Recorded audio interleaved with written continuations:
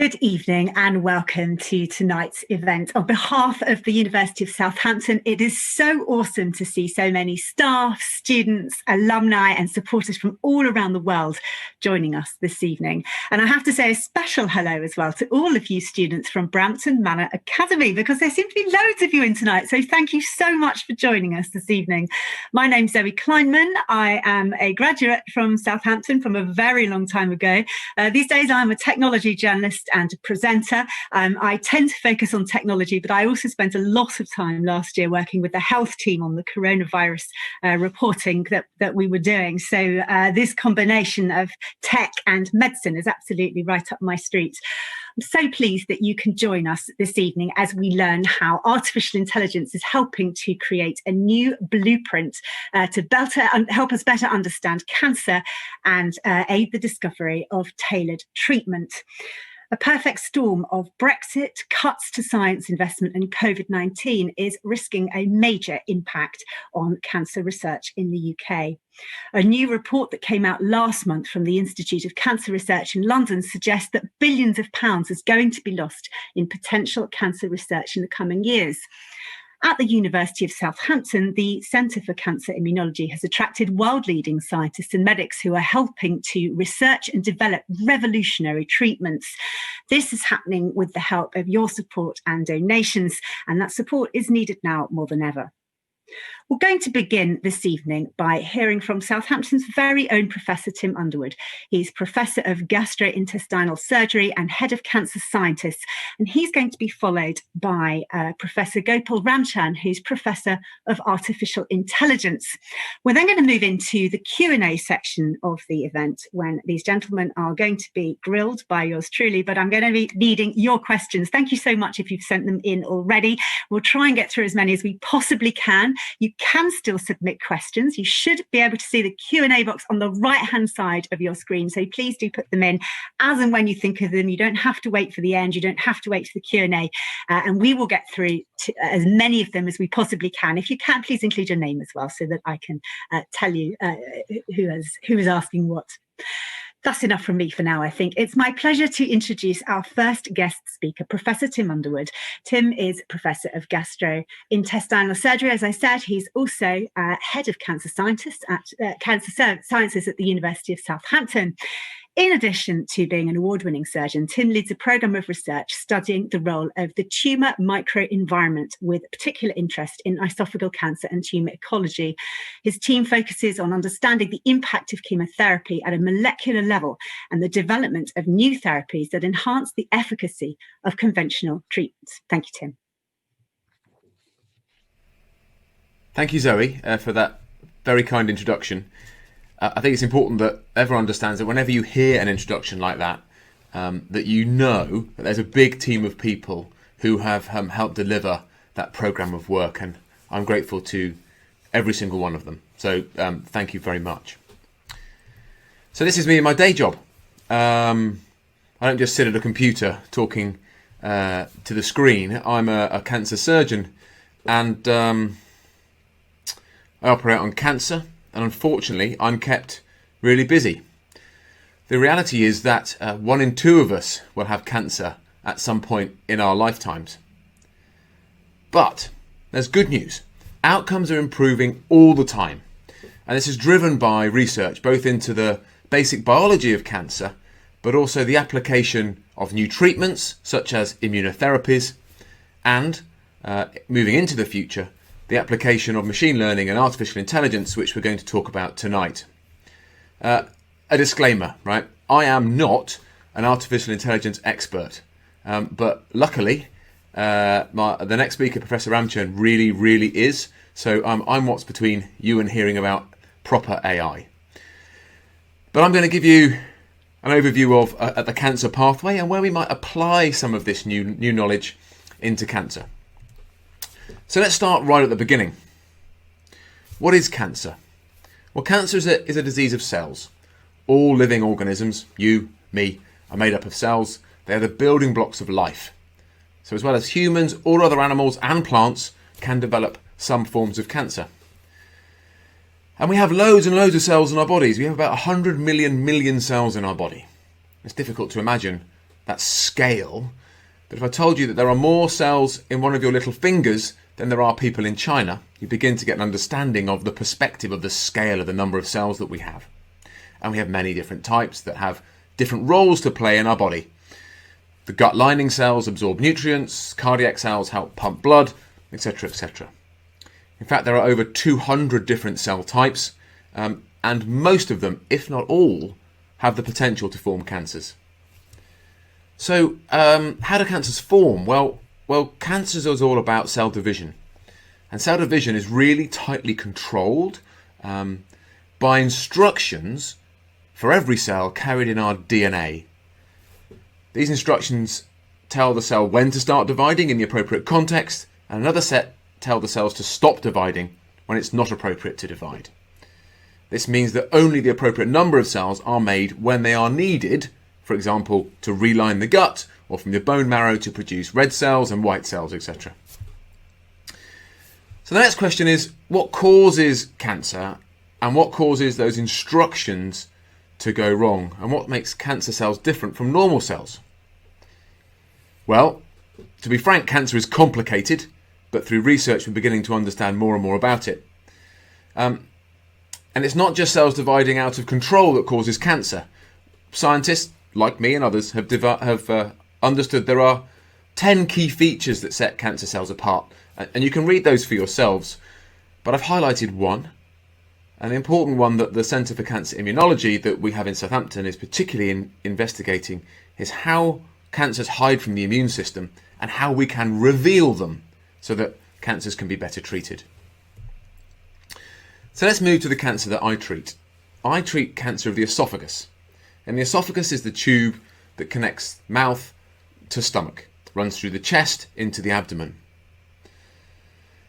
And cancer of the esophagus tends to occur in the lower third of the esophagus shown here, and the operation that I do is to remove the lower 2/3 of the esophagus and the top of the stomach and pull the stomach tube up into the chest to replace the esophagus.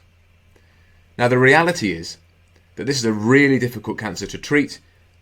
2/3 of patients already have cancer that's spread at the time of diagnosis, and only 1/3 are suitable for treatment with curative intent. So although prognosis and treatments for most cancers has improved over recent years, we really need to do better in cancer of the esophagus and some others. So for the rest of this talk, it's really important to understand how we stage cancer. When someone is diagnosed, they normally have a CT scan and possibly a PET scan, which is a special tracer-based CT. And we aim to understand the extent of spread of the cancer. And this is graded or staged in 3 ways. The extent of the local tumour, this is the T stage, T1 being just in the lining of the esophagus, T4 being through the wall of the esophagus and into adjacent organs, with 2 and 3 in between. We also stage the number of involved lymph glands, because lymph glands are where cancer first spreads, N0 being none involved, N1 being 1 or 2, etc., etc. And if unfortunately the patient has secondary spread to other organs, this is known as metastasis or the M stage. And I'll come back to this in a minute. So, for the 1/3 of patients who are suitable for treatment with curative intent for esophageal adenocarcinoma, they tend to undergo preoperative chemotherapy or chemoradiotherapy, followed by the massive operation that I do, and then about a year to recover from this really intensive treatment. And the reality is that at 5 years, only about half of these patients will still be alive. And there is a risk of 1 in 50 for death associated with the operation that I do, and 1 in 50 risk of death for the pre-surgical treatment. So this pathway is not for the faint-hearted. And currently, we really find it difficult to predict who will do well and who will do less well, who will respond to treatment and who won't through this pathway. And that's where I think we can get some traction with machine learning and artificial intelligence. So the first stage is to think about how we make better sense of data for the patients that I look after. And this was the beginnings of my group's journey with machine learning and artificial intelligence. So this is where it's important that I went through the T&M stage a moment ago. Because if you look at these two patients, both given T&M stage 3B, the prediction for their outcomes would be identical.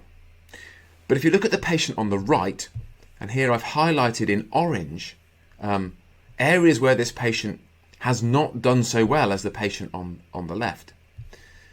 They haven't completed their chemoradiotherapy before their surgery.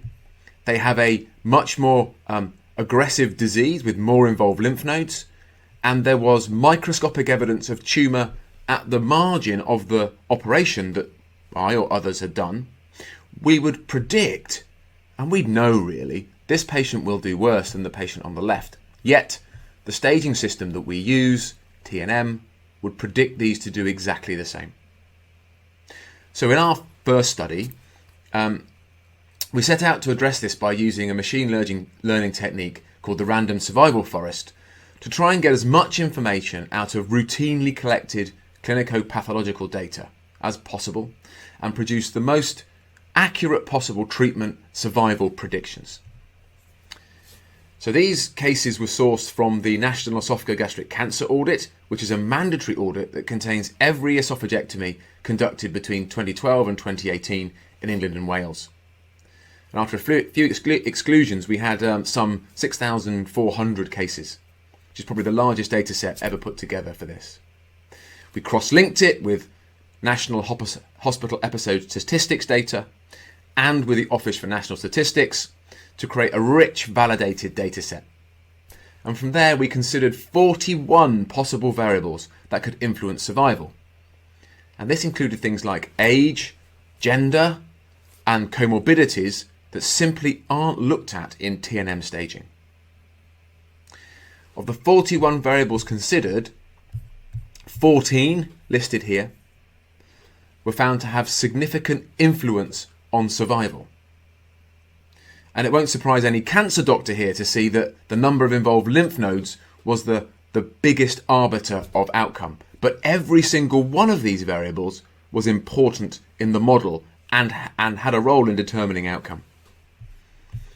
And we used some statistical methods to assess model performance, and we validated it in several ways. And for those of you familiar with area under the curves, this was 0.85, which means that the model will correctly predict or order predictions of random pairs of cases 85% of the time, which in a clinical context is excellent and far in excess of anything previously published in the literature. And this figure illustrates what the model does and how prognosis varies actually within T&M staging group and how we can show that. The green lines represent patients with a more favourable prognosis than would have been predicted by the standard T&M staging, and the red line a poorer predicted prognosis. The blue in the middle is the overall observed survival for that T&M stage. And you can see that there are patients who are at lower risk compared to their stage and patients who are at higher risk compared to their stage.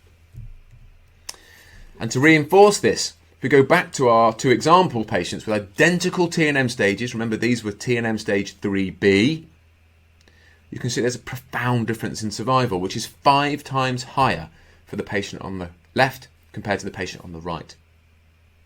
So you might imagine from this that even without proposing different treatment strategies, these patients probably warrant a very different conversation after their surgery. And we've published this data and we've made this model freely available to clinicians around the UK so they can begin to have detailed prognostic conversations with individual patients far better than current T&M staging. So the next step, and we're still working on this, is about how we might make a shared decision-making model based on machine learning algorithms.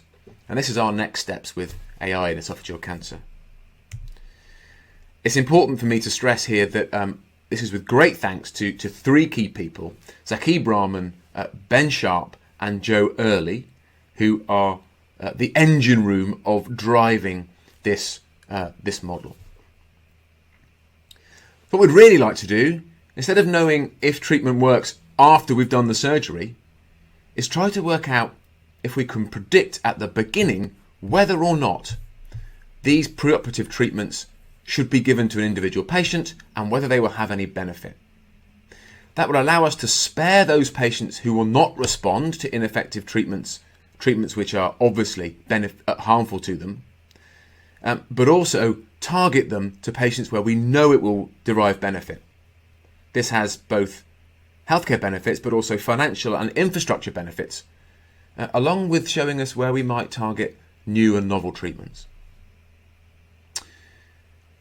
And we can get a handle on this because when we take the cancers out at surgery and they're looked at down the microscope, we tend to qualify the response to the chemotherapy that they've had using this Mandar tumor regression grade, or TRG. TRG1 represents no residual cancer, it's melted away with the chemotherapy. TRG5, the absence of any regressive changes, the chemotherapy hasn't touched it. And TRG2, 3 and 4, somewhere in between. And our group has shown previously in a multi-centre study published in 2017 that a survival advantage is confined only to those patients who have a TRG 1 and 2, who are good responders to their chemotherapy. And unfortunately, this is only about 15% of patients. So that means for every 100 patients who get preoperative chemotherapy for esophageal cancer, only 15, here shown in green, gain a survival advantage. 85 do not. And actually, on average, 2 of those will die from chemotherapy-related complications.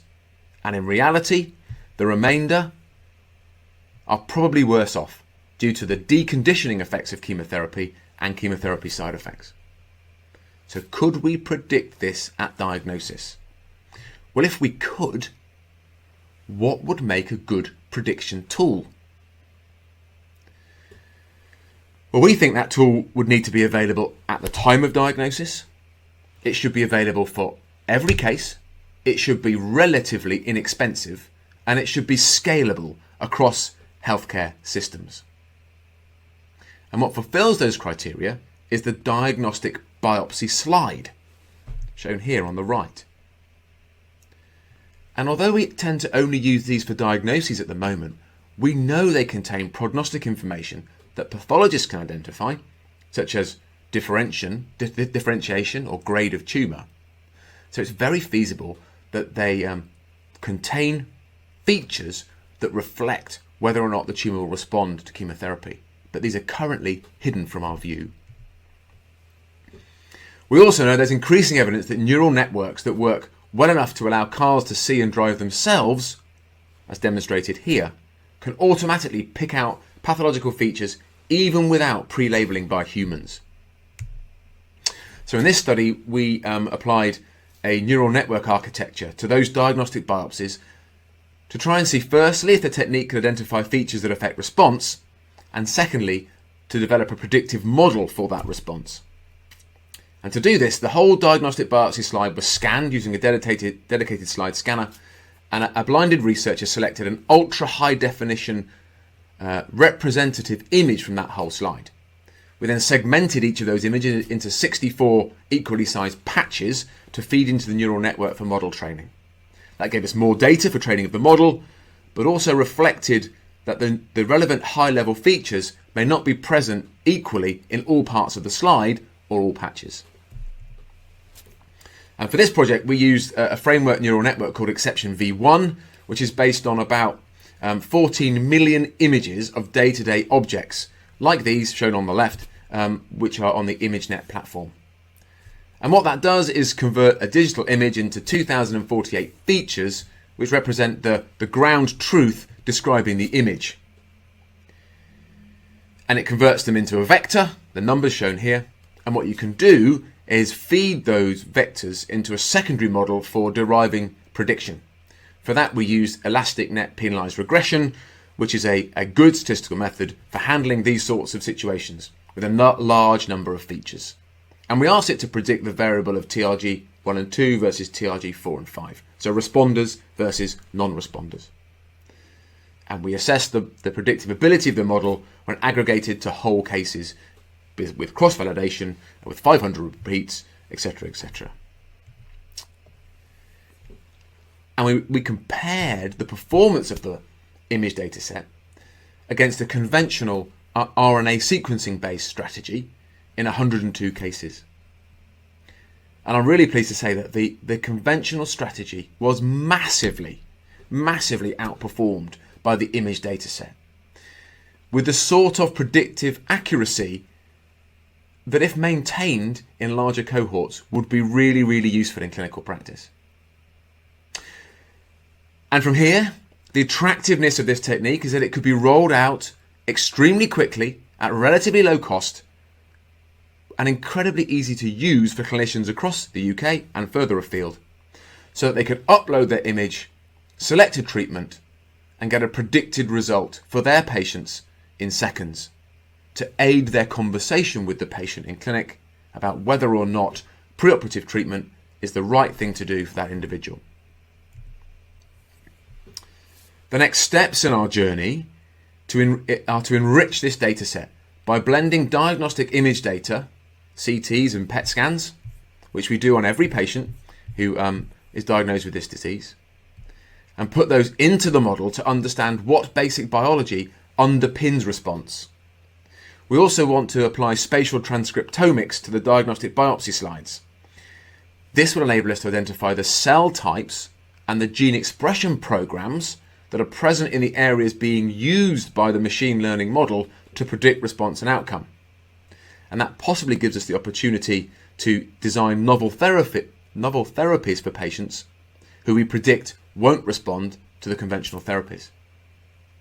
We might even, in the fullness of time, be able to create multicellular models of these tumours to test these novel treatments to replace ineffective preoperative chemotherapy.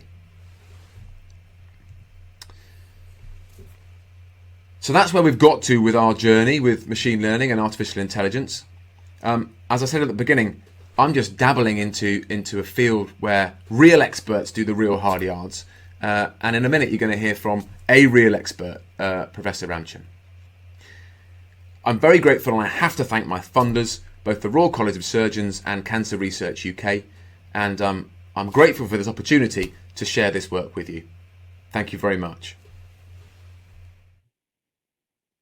Thank you very much, Tim. I think you agree that that's some very powerful and actually quite moving data that we saw there. So we've heard about what might be possible, what would be a huge help. The question is, where do we go next? Well, our next speaker is going to be able to tell us more about that. Please join me in welcoming Professor Gopal Ramchurn.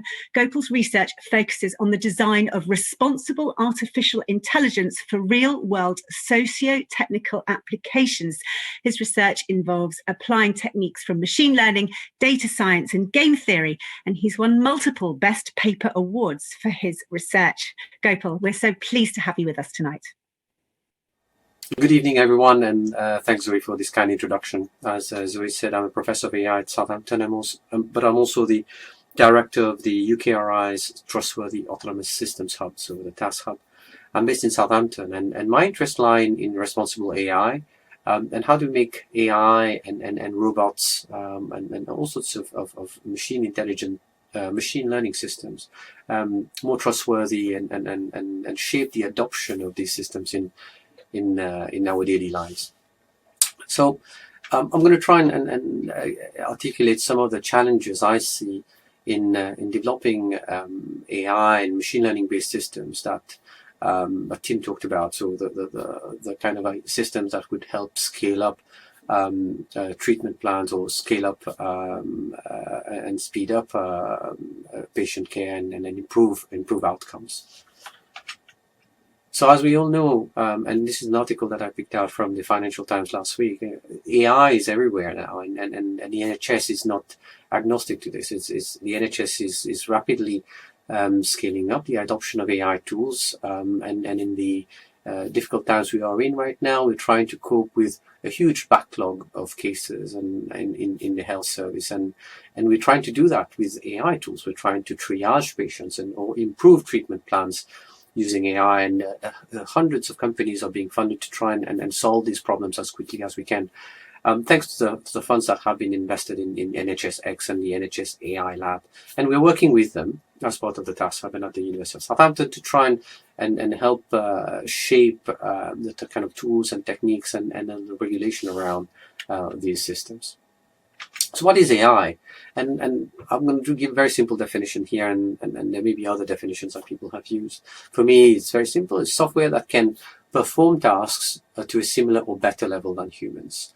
And here tasks can be tasks that require recommending a new film on Netflix, routing your vehicle around a city, as you have on Google Maps, choosing the links that should appear first on your Google search, advising you on what exercises you should do every day, or how to schedule your calendar, your events, etc. So there are lots of uses of AI in autonomous vehicles, for example. And AI is a really huge field. It's a vast field that has a number of focus areas, number of subfields. There are branches of AI looking at natural language processing, so trying to understand and generate human language, so that machines can talk to humans or machines can understand humans. Machine learning is what we're going to talk a bit about today, is the idea of having machines being trained to detect with patterns in data, to detect, to be able to predict events. And then we have reasoning, collaboration, computer vision, prediction and optimization. They're all capabilities of AI and machine learning systems, and that help us on a daily basis in a number of applications these days that you may not see as being AI powered, but are clearly sitting on your phone, sitting on your computers, in your vehicles, and helping you on a daily basis do your tasks. In the area of cancer research so far, we've seen a lot of work being done around the use of computer vision. So this is an area of AI looking at how can we detect patterns in pictures, in video streams, understand what's going on in a scene, being able to classify objects, being able to understand how what's going on between the actors in a scene, and then classify and then tell the users, this is potentially a picture that describes a dog or a cat, or as we have here is on this slide, a picture of a microscopy, a picture of a tissue, a biopsy, where a feature has been identified and maybe have been classified as being malignant, cancerous, and maybe we'd like to classify a lot of these pictures, maybe thousands or millions of these pictures. And machines can be very good at doing that, given the capabilities we have now with kind of microscopes we have now, or scanners we have now. So what does it take to get a machine to classify images? So this is very complicated. It's not very complicated, but hopefully you can follow this diagram. It's a very linear process. So you'd expect a doctor, an expert, to look at a number of images and tell us, okay, this image tells us there's nothing in there, class A, or this image has some malignant cells, some cancerous cells in it. So we can get the doctors, the experts, to tell us, which ones indicate the presence of a cancer, and out of that we generate training data. So this bit here, which is the training data, which we feed to a generic machine. Let's just call it a generic machine. It has a bunch of machine learning algorithms, a bunch of AI algorithms, so code that learns from the data to infer some patterns, and then out of that we learn a model, and we call this the trained machine. And this process is typically called the supervised learning process. So where you have a human having to generate the examples that are used to then train a machine that has learned these things. And then the second step is then to apply this trained machine to unseen data. So we have new pictures, new slides coming from some other patients, and we feed these slides to the machine, and the machine can tell us, oh, these slides show that in some cases there are some cancerous cells, in some other cases there may not be. So that's the basic principle behind what Tim was talking about earlier, which is classifying these microscopic images. So the costs and benefits of this AI-powered diagnosis system are very obvious, right? So you should be able to do things faster, better, cheaper, and you should be able to adapt to different circumstances, different kinds of patients, different kinds of environments. But there are many costs associated with these sorts of systems. As you would have realized there are lots of data that we have to manipulate here. So we need to make sure the data pipeline is very robust, very clean. We need to be able to monitor these systems. We need to manage the risks around these machines failing. So who do we attribute responsibility to when things go wrong, when we get a misdiagnosis?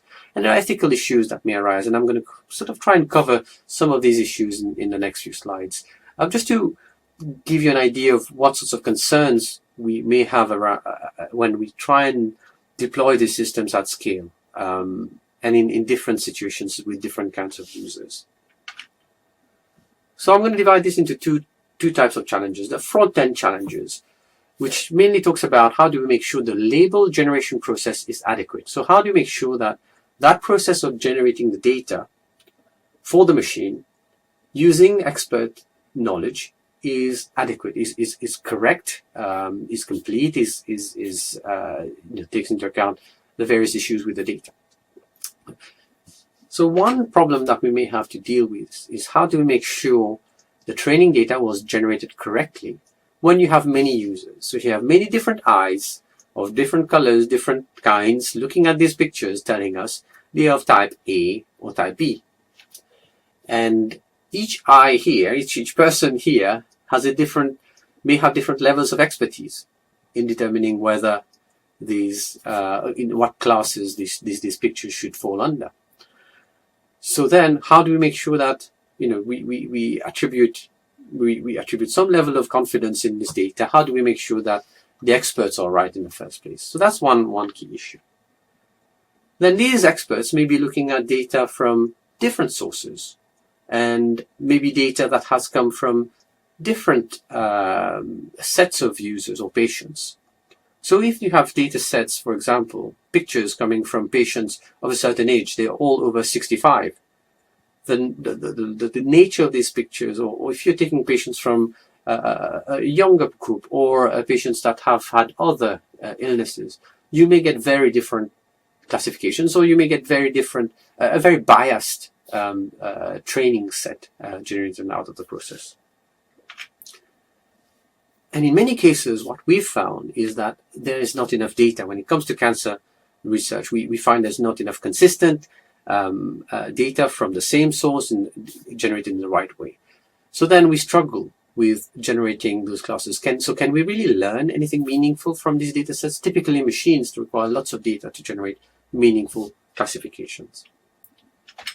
Now, turning to the back-end challenges. So we have the front end, we have the back end. So the front end was about generating the data. The back end is about generating the classifications from unseen data. So we have lots of unseen data. So we have lots of patients, new patients coming in, and we'd like to check whether they have a particular kind of cancer or not. And the machine may generate a classification, as we have here, of different kinds. But the problem here is often the case that this data set may have been generated from different sources, from the ones that we train the machine on. So if we're generating it using different microscopes, for example, so different types of microscopes, can we be sure that what the machine is going to tell us is reliable?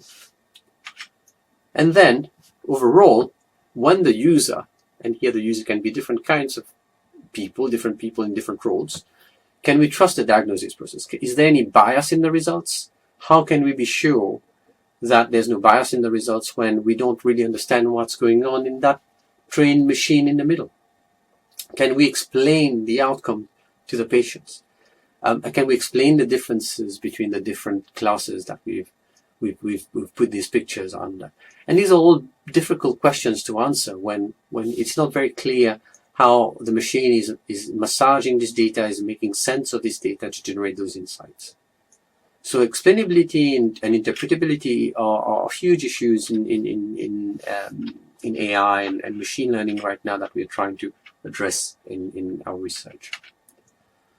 So where AI can help is not limited to just diagnosing cancer from images. AI can learn from lots of data, can learn from data from multiple sources, can process this data at speed, and can generate predictions much more accurately, potentially, than humans can. So it can learn, it can optimize treatment plans based on the user's needs, the user's capabilities, the patient's needs. For example, deciding whether someone should get chemotherapy or radiation therapy, and we're exploring these issues right now to see which treatment plan would work best with a particular kind of cancer or a different level of different progression of the cancer. We could also apply AI to reason based on evidence and expert knowledge, so using known facts and conclusions that experts have come up with based on evidence, based on their own experience with different cases. And finally, we can use AI in different ways, using robots, using apps to advise them on or to help them cope with difficult circumstances, to precisely deliver medication, or to provide support in cases of mental health issues. So I hope this gives you an idea, a broad idea of what are the research challenges and the trust challenges in developing AI for health and care. And at Southampton, we have a number of research groups looking at these issues.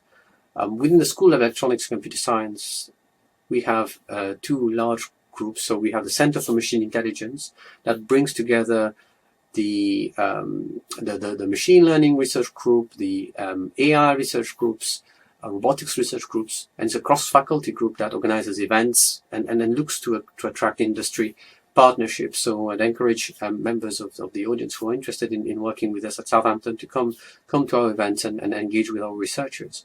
But at Southampton, we are also running this Trustworthy Autonomous Systems Hub, which is a large program that I direct. We've just been awarded these funds back last year during the pandemic, in the midst of the pandemic, and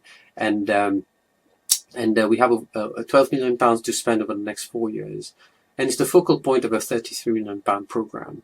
And we're looking at all sorts of sectors: healthcare, defense, autonomous vehicles, etc., and looking to address challenges that we face when we try to build AI systems that are both trustworthy, that is, they are built to be reliable, robust, and efficient, but also trusted by the end users and those who may be impacted by the use of these systems. So I'd be happy to take questions and look for new partnerships here to see how we can take forward this research and address big questions around cancer research, but also other areas of work. So on that note, I'll close and thank you very much for giving me some time to talk to you and look forward to your questions. Thank you so much, Gopal. Well, I'm delighted now to have both Gopal and Tim with me for the next 20 minutes or so. We're going to try and get through as many of your questions as we possibly can. Thank you so much for all the ones that you've submitted. It's not too late. You can still do it. You need to go to the right-hand side of your screen. She says, pointing to her right. It's probably there for you, isn't it? Put in your question. We'll get through as many as we can. Now, I want to start, gentlemen, with a question that comes up regardless of what capacity you're talking about AI in, and that is this question about whether it will replace human workers, in this case healthcare workers, and at what point are we going to allow the AI decision, if you like, to overrule or indeed replace human judgment in an area like this. So obviously the implications of getting that wrong are potentially very catastrophic for individual patients. I'm thinking that you two might have very different views about this, actually. I'll start with you, Gopal. What do you think?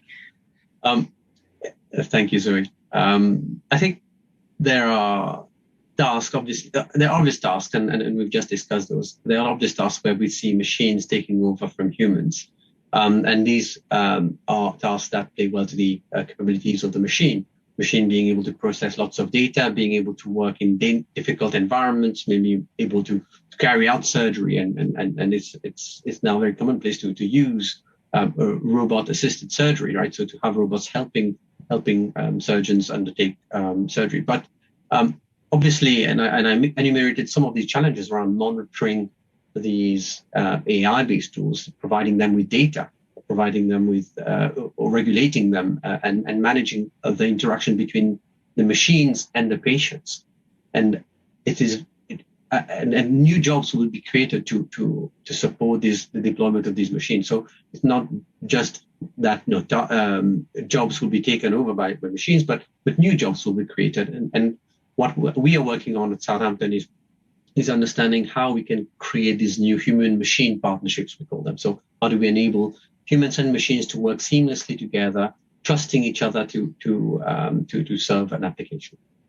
And Tim, you are a surgeon. You're working with frontline healthcare workers all the time. How do you think they feel about this human-machine partnership?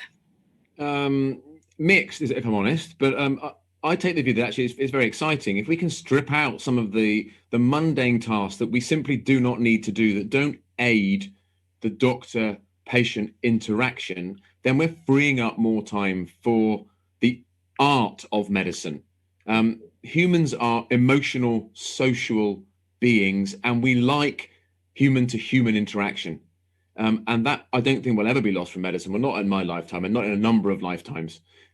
So that's where I think we can free people up.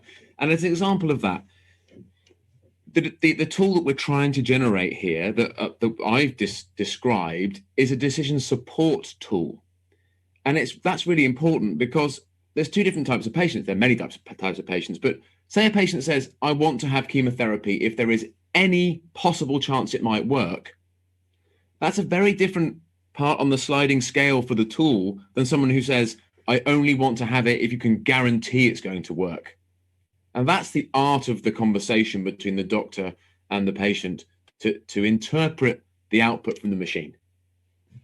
Cancer research, of course, is moving forward all the time. I mean, from my perspective, I feel like I read headlines often about potential new treatments, about changes in advice.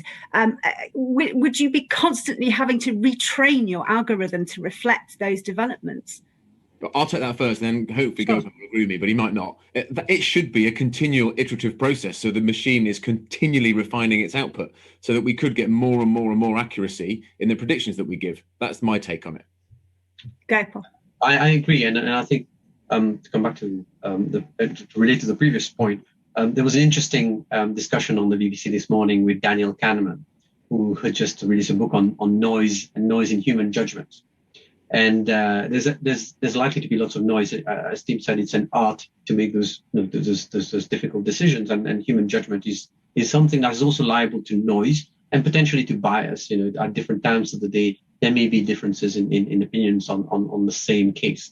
And I think machines can learn to maybe weed out some of this noise and help humans reduce these noisy judgments. And they will only be able to do so if they have been trained over lots of data sets, large data sets, and continually adapting to the changes in the environment, changes in human behavior and human conditions. So it's never a one size fits all fixed at one point in time. It will have to be continually learning process. Pedro asks, what piece of computer technology do you wish we had that we don't have yet? In relation to maybe Tim, you want to go first? No chance. There's no chance I'm answering that question. You're practically shrinking in your screen there.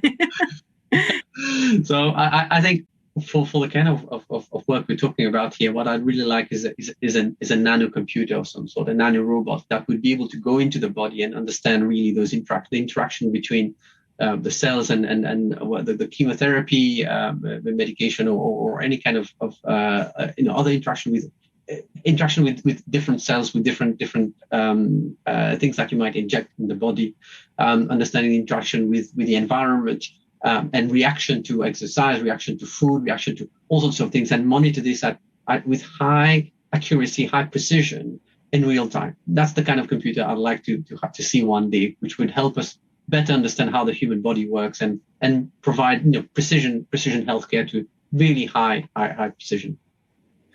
Tim, I've got one for you. You should be able to answer this one, I think. Thank you to Mark, who says, would the benefits of chemo be improved if the technology only attached cancerous cells like Avacta's precision platform?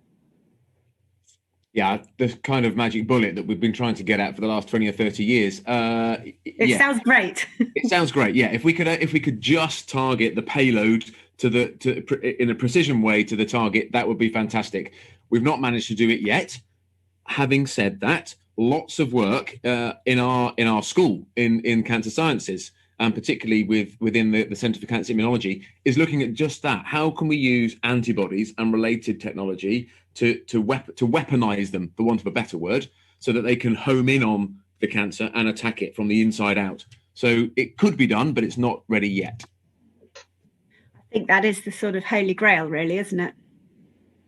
For the time being. I've got a question for Gopal. How are the practical medical image models different from research image models? Do you run multiple models when you're putting it together in order to boost accuracy? There are, yes. So there are multiple models that we try out. We try different models on different data sets, and there are different requirements that we're placing on the models that we try. Some models are more explainable or more interpretable than others. So what is really important right now is for us to understand, and it's still a big research question, is whether we can interpret the results of these machine learning models. And they tend to be based on neural networks, which learn from the data, highly empirical systems that don't tell you exactly why they came up with a particular outcome or classification of a particular data set. So sometimes you may need to trade off accuracy, classification accuracy with interpretability. So we try lots of different models. Sometimes we use them in combination, and also we look at how we pre-train some of these models on different data sets. So what data sets they've been pre-trained on, which would be make them more suitable for the problem that we have up there. Another question for you, Tim, from Kay. Kay asks, are further cancer outcome models developed, or are they already available? If so, for which cancers? And she says, thank you, this is all very interesting. Good. Fantastic. I'm pleased that Kay's enjoyed it. We are, in my cancer, kind of lag behind other cancers. In breast cancer, there's been some predictive models available that are very good and very accurate for a number of years now, and they are coming online more and more for more and more cancers. Not many yet are in routine NHS practice for the very reasons that Gopal has just alluded to, and the things that I talked about in my talk. For example, we use a diagnostic biopsy slide, but there's subtle differences in the way that might be stained between one hospital and another, that the machine then has to learn about the differences between those two origins. So we propose to do some of that work in the next phase, and also test some of our models in controlled environments like clinical trial settings, that sort of thing, to prove that it works before we're willing to deploy it into everyday use. Thank you. Carl asks, how much data do you need as a guide to be able to use AI and machine learning? I mean, we're talking about vast data sets, aren't we? It's a question that I get often asked in a number of settings, not just in cancer research. But as I said earlier, I mean, it's very hard to get good data sets, and it's not just about having large data sets. It's about having high quality data sets. So the data set needs to be balanced, so you have a good representation, say, across different ages. If you're talking about diagnosing from biopsy, from microscopics. so having a balanced data set, so enough representation of different kinds of patients, different kinds of features in the data, and having enough examples of each class so enough, maybe, you'd want to have in the thousands. So the data set that, you mentioned, that is thousands of pictures, thousands of features potentially, or dimensions that we can use to characterize those images. So in some cases, we have to work with small data sets, and then the research groups at Southampton looking at how do we learn from small data sets and make credible predictions on those as well. So we can't just say, we're only going to build solutions for those applications where we have large data sets. We have to tackle the problem with the right tools when we can't actually produce the data set at speed. So because generating the data in the case of cancer research means having an expert looking at the data and telling you, as I said it before, if we're going to do supervised learning techniques, we may need these experts to spend time on this. And this defeats the purpose, right? So you don't want to have experts just looking at images all the time and telling us what's in there. And you don't want to have too many patients either, right? So you want to have too many people with cancers that are being checked. And this will also change over time. So you will have decreasing, if outcomes are better, you will have fewer people with cancers and therefore fewer examples of those types of cancers. So it's important to build techniques that can adapt to these different sorts of settings and still generate highly accurate results. So what exactly can your colleague Tim do to try and get you that data that you need? Go for it, Tim. He's got an idea. I can comment on that. So the good thing is that we have big data sets of cancer patients who have been treated historically, and we've kept those diagnostic biopsy slides, for example, or we have records of their CTs and their PET scans. They're all archived and they're all available, and we know the outcomes for those patients, which means that's a rich source of information because we have the classification already. We know good or bad outcome, and we know the diagnostic information. And the NHS is going through a process of digitalization of all of its resources, including pathology, which will enable us to apply the sorts of things we're talking about. So that's what we're doing. So it's we're already making this information available. It's just now how we use it and how we begin to understand what's hidden within it. Thank you. I've got a question from, sorry, I've just lost my space on the screen. It was a good question as well. From Nadeem, who says, how do you determine how reliable the classifications are for your predictions? Right. So there are, so in any machine learning sort of system, you would have the training process. So you generate you take lots of label data. In the case of supervised, what I mean supervised learning is where we have the experts having generated the labels for each data point. In some cases, you don't have the labels for the data points. So you may have, we call it an unsupervised learning process. But in both cases, you would want to have a validation process at the end where you would like to verify whether if you had basically a test case, you know the outcome of the classification of a class of particular data point, and you just asking the machine, can you tell me whether it's A or B, and you know that A is the correct output, and if the machine tells you it's B, then you know it's wrong. So it's a validation process that you go through with any machine learning algorithm, and that requires you to have enough data sets. There are ways to work with small data sets as well. Thank you very much. We have only got a few minutes left, so please do keep your questions flooding in. Thank you so much to everyone who submitted something so far, including Peter Furness, who has a question for you, Tim. He says, is there any work being done to relate lifestyle, dietary and other factors to the incidence of OAC, perhaps using artificial intelligence? An excellent question to which I know not the answer. I'm not aware of any AI-based work going on around lifestyle factors, but I am very acutely aware that lifestyle factors underpin nearly every cancer, that many cancers that we see. So this isn't an advice broadcast, but healthy weight, healthy diet, not smoking, not drinking too much, taking exercise is the right thing to do if you want to reduce your risk of cancer. And you don't need an algorithm necessarily to tell you that, do you? Absolutely not. I think I'm just saying, I mean, what I pointed out earlier, that AI can learn from multiple data sources. And as we see today, we have lots of data being collected in our environment, in our home, huge issues, for example, with air quality inside buildings that we will have to deal with in the future, microplastics, etc., that we can monitor with new technology that's coming out, and hopefully we will be able to do that work on using AI to understand how lifestyle changes might impact on outcomes. Andrew asks, what will be the first area of care to have an AI-driven solution as the normal source of treatment, and how far away this is? I reported something a couple of years ago actually about AI being used to recognise very, very early stages of lung cancer. I'm sure you guys know more about this than I do, but I was roundly told off because people said they wouldn't want to put that kind of big diagnosis in the hands of a computer, and they wanted the doctor to do it. They weren't happy culturally, even though all of the research suggested it did a better job. People didn't want it. Culturally, are we nearly there, do you think?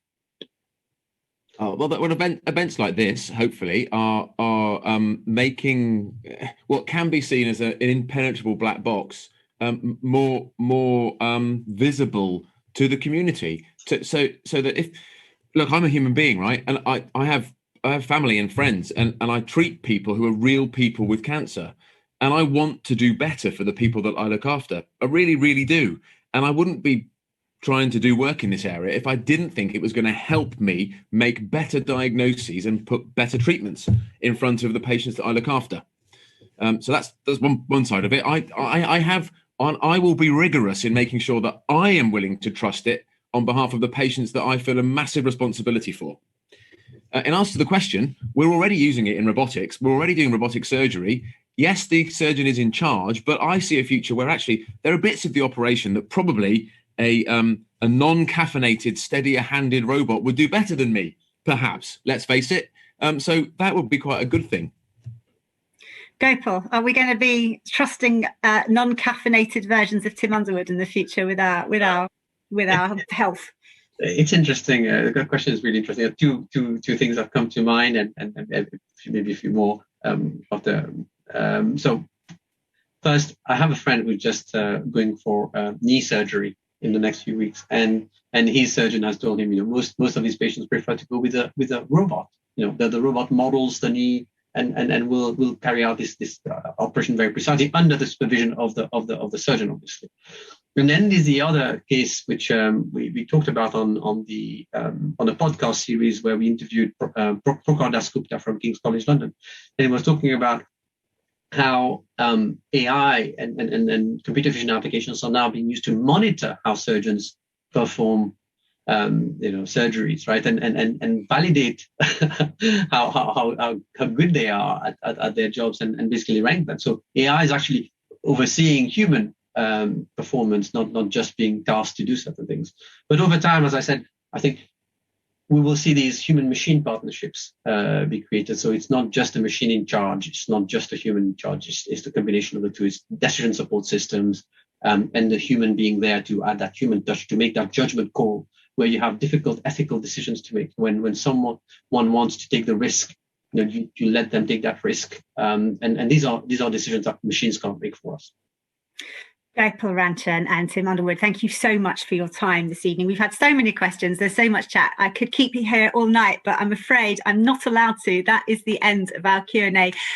Just a quick mention for you. If you've been watching, I hope you've enjoyed and learned a lot, and you're going to be eating well, not drinking too much, not smoking, as we discussed.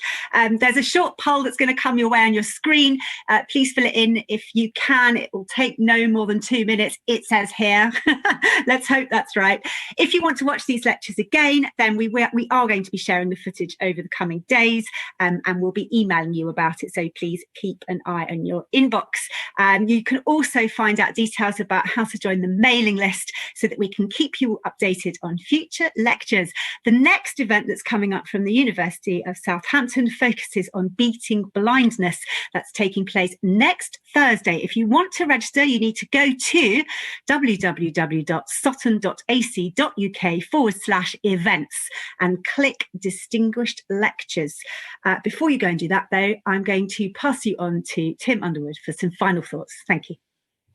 Thank you, Zoe. Thank you for your fantastic comparing of this evening's event. And I also want to say I learn something every time I listen and I speak to Gopal, and it's been a joy this evening.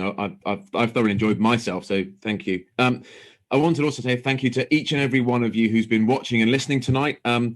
It's with your support and, yes, your donations that we're able to drive forward some life-changing research in Southampton. With your funding, our scientists are able to consistently challenge the knowledge base around cancer, and we're helping reimagine patients' diagnoses and treatments. Let's face it, it's one of the hardest points in their lives.